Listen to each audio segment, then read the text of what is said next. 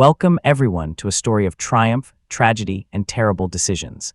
A story billions of years of evolution has been building toward. A story that ends with a teenager who thinks they know more than you. I'm talking, of course, about the development of a baby into an adolescent. Act 1, the factory ships the goods. Birth to 2 years, the larval stage. Let's set the scene. A brand new human has just arrived. It weighs about as much as a bag of flour and is approximately as useful as one.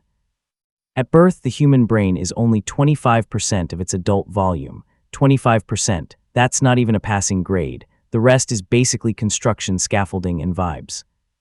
But here's what's wild. The baby arrives already programmed. It can recognize its mother's voice, having been eavesdropping in utero like a tiny amniotic spy. It prefers human faces over other objects, and it cries, constantly. Scientists call this acoustic signaling. Parents call it a really bad 3 years.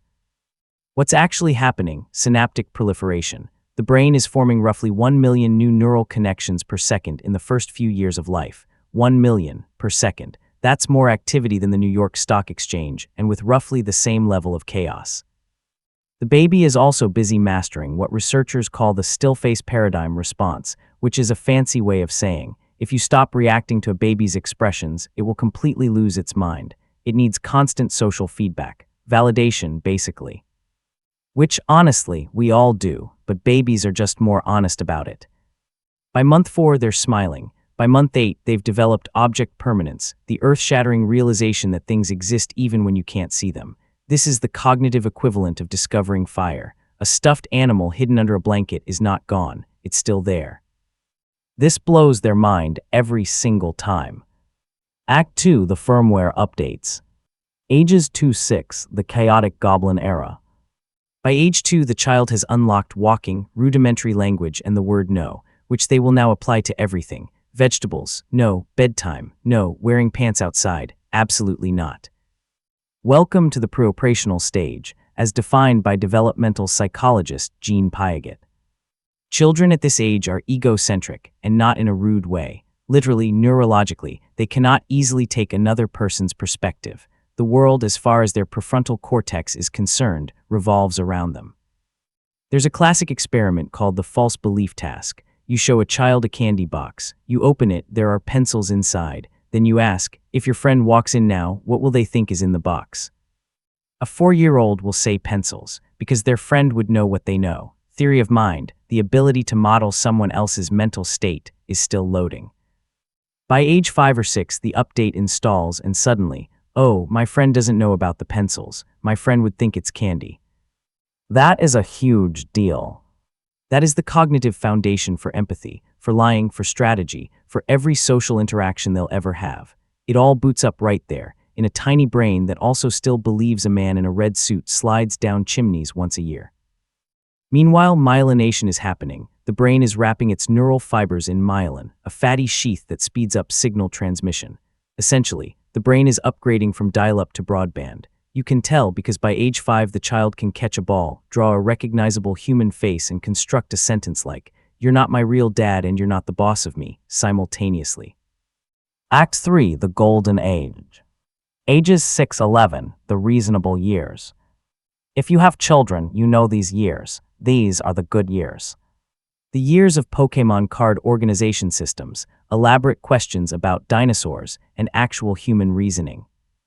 Piaget's concrete operational stage has arrived. The child now understands conservation. If you pour water from a short, fat glass into a tall, thin glass, it is still the same amount of water. This seems obvious to you. To a 5-year-old, the tall glass has more water in it, clearly, because it's taller. By age 7, the delusion is corrected.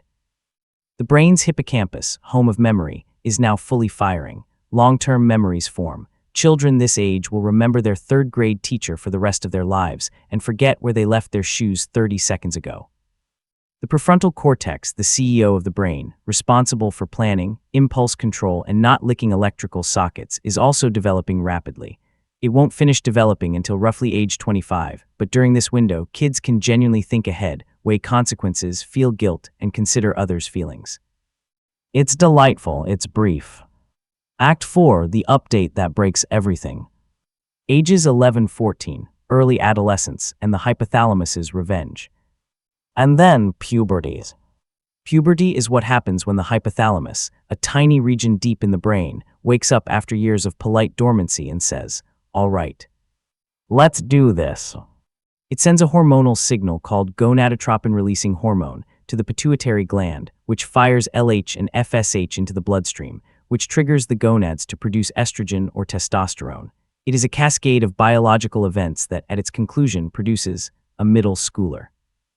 The results are well documented.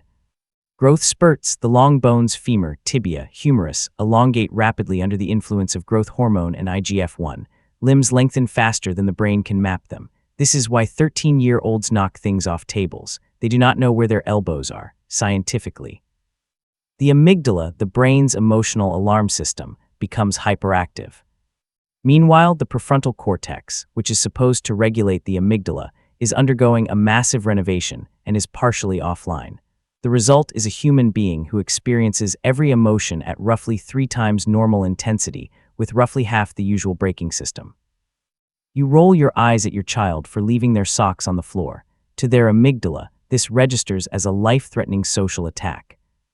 Sleep cycles shift biologically. The circadian rhythm in adolescence pushes about 2 hours later. They are not lazy. They are chronobiologically misaligned with the school day. They are jet-lagged in their own time zone, every single day. Society has simply decided not to care. And then there's synaptic pruning. The brain, sensing it has too many neural connections, begins trimming the ones used least. Use it or lose it at the cellular level. The brain is literally reshaping itself based on experience, cutting pathways, reinforcing others, becoming slowly, messily, the brain they'll carry for the rest of their life. Epilogue: the work in progress. Ages 14-18, recognizably human again. By mid to late adolescence, something remarkable happens. The prefrontal cortex reconnects. Abstract reasoning blooms, the ability to think about hypothetical futures, to hold contradictory ideas simultaneously, to ask, what does it all mean? This is called formal operational thought, and it is beautiful, and it is also why your teenager will ask you, at 11 p.m. on a Tuesday, whether free will actually exists. The brain isn't done again, it won't be until 25, but it is, for the first time, capable of genuine adult-level logic, self-reflection, and moral reasoning. They can consider the world from your perspective. They can imagine futures that haven't happened. They can feel empathy at depth. They are, after 18 years of synaptic chaos, hormonal tsunamis, egocentric goblin phases, and evolutionary scaffolding, almost a person. And given another decade or so, they'll be a really good one.